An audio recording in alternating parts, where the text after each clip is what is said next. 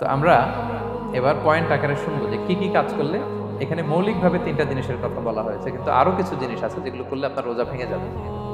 আসুন আমরা সেগুলো শুনি। 1 নম্বরে হচ্ছে ইচ্ছা করে যদি আপনি খান, ইচ্ছা করে খাইতে হবে, বুঝছেন? ভুল করে খাইলে কিন্তু রোজা ভাঙে না। খুব মজার না ব্যাপারটা? অনেক সময় এমন হয়, অনেকের অভ্যাস যে সকালবেলা সে ঘুম থেকে উঠে পানি খায়। তো আপনি হঠাৎ করে 1 গ্লাস পানি খেয়ে ফেলছেন, খাওয়ার পরে মনে হয়েছে ওরে আমি তো রোজা, এখন কি হবে বলেন তো? ভাঙবে? না, ভাঙবে না, ভাঙে নাই। শুধু 1 গ্লাস পানি না, ভুলে যদি 1 প্লেট ভাতও খেয়ে ফেলেন, ভুলে, রোজা ভাঙবে না। তো রোজা অবস্থায় এত বড় ভুল অবশ্য কেউ করে না, কি বলেন? পানির এটা হয়ে যায়, তাও প্রথম 1, 2, 3 রোজায়, হয় না? প্রথম 1 দিন 2 দিন 3 দিনে অনেক সময় এরকম হয় যে ভুল করে পানি খেয়ে ফেলে। তো ভুল করে যদি কেউ খায় তার রোজা ভাঙে না, অথবা জোর করে যদি কাউকে খাওয়ানো হয় রোজা ভাঙে না। ফোর্সফুলি খাওয়াইলে ভাঙে না, ইন্টেনশনালি যদি কেউ খায় রোজা ভাঙে না। ক্লিয়ার? 2 নাম্বার, ড্রিঙ্কিং ইন্টেনশনালি, যদি পান করে ইচ্ছাকৃত, রোজা ভেঙে যাবে। 3 নম্বরে হচ্ছে ফিজিক্যাল ইন্টারকোর্স, দিনের বেলায় যদি ফিজিক্যাল ইন্টিমেসিতে যায় হাজব্যান্ড ওয়াইফ, দেহ থেকে যদি সিমেন আউট হয় রোজা ভেঙে যাবে। তবে ইচ্ছাকৃত যদি আপনি রোজা ভাঙেন, এটা বড্ড ভয়ঙ্কর প্রিয় ভাইরা, এটা খেয়াল করে মনে রাখবেন যে ইচ্ছা করে রোজা ভাঙার চেয়ে বড় স্পর্ধা আর হতে পারে না। কারণ এই রোজা রাখাটা কি রমাদানে ফরজ। আপনি যদি ফরজ ইচ্ছা করে ভাঙেন তাহলে শুধু কাজা করলে হবে না, কাফারা দিতে হবে। কে দিতে হবে?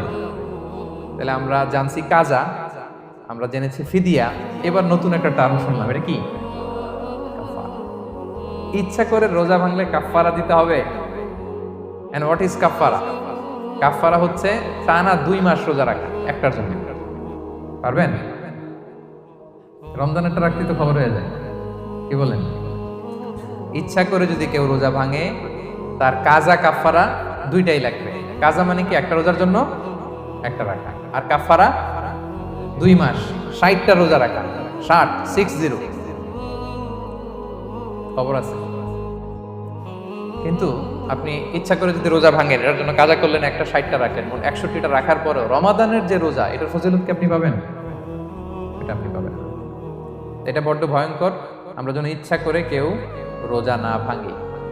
এই ইচ্ছা করে যদি কেউ রোজা ভাঙে, অথবা ইচ্ছা করে দিনের বেলায় যদি কেউ ফিজিক্যাল ইন্টারকোর্স করে, তখন তার কাজাও করা লাগবে, কাফারাও করা লাগবে।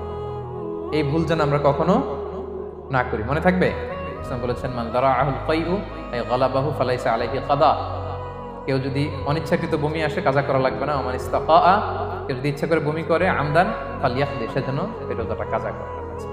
5 নাম্বার হচ্ছে আল ইস্তিমনা, মানে মাস্টারবেশন, হস্তমৈথুনের মাধ্যমে কেউ যদি সিমেন আউট করে তাহলে তার রোজা ভেঙে যাবে, এবং এটার জন্য কাজা কাফারা 2টাই লাগবে। 6 নাম্বার স্মোকিং। স্মোকিং যদি রমাদানে কেউ করে, রোজা কিন্তু শেষ। এদিকে আমার মাসালা শেখায় না নতুন করে, অনেকে অনেক ডানে বায়ে মাসালা করে যে হুজুর এটাতে এই, ওটাতে এটা তো ধোঁয়া, এটা তো এই না। স্মোকিং করলে আপনার রোজা ভেঙে যাবে, কারণ এটার মধ্যে এমন পার্টিকেল থাকে যেটা আপনার ভিতরে চলে যায়। সো আপনার রোজা ভেঙে যাবে, খবরদার স্মোকিং করবেন না। 7 নাম্বারে আপনি যদি নাকে ড্রপ দেন, রোজা রাখা অবস্থায় নাকে ড্রপ দেওয়া যাবে না। হ্যাঁ, নাক হচ্ছে gateway to reach in the stomach, এটা স্টোমাকে পৌঁছার একটা গেটওয়ে। আপনি নাকে ড্রপ দিলে দেখবেন কিছুক্ষণ পরে গলায় একটা তেতো তেতো ভাব অনুভব হয়, আস্তে করে এটা স্টোমাকে রোজা ভেঙে যাবে। নাকের ড্রপ এটা রাতে, সন্ধ্যা থেকে শুরু করে সাহুর খাওয়া পর্যন্ত। আচ্ছা, এজন্য রমাদানে কিন্তু ওযু করার সময় নাকে পানি দিতে সাবধান। হ্যাঁ, ফরজ গোসলের সময় নাকে পানি দিতে সাবধান, খুব বেশি ইস্তেনশাক করা যাবে। কি কি করলে রোজা ভেঙে যাবে, এই পয়েন্টটা ক্লিয়ার হয়েছে সবার? সবাই বলে নাই, ক্লিয়ার হয়েছে সবার?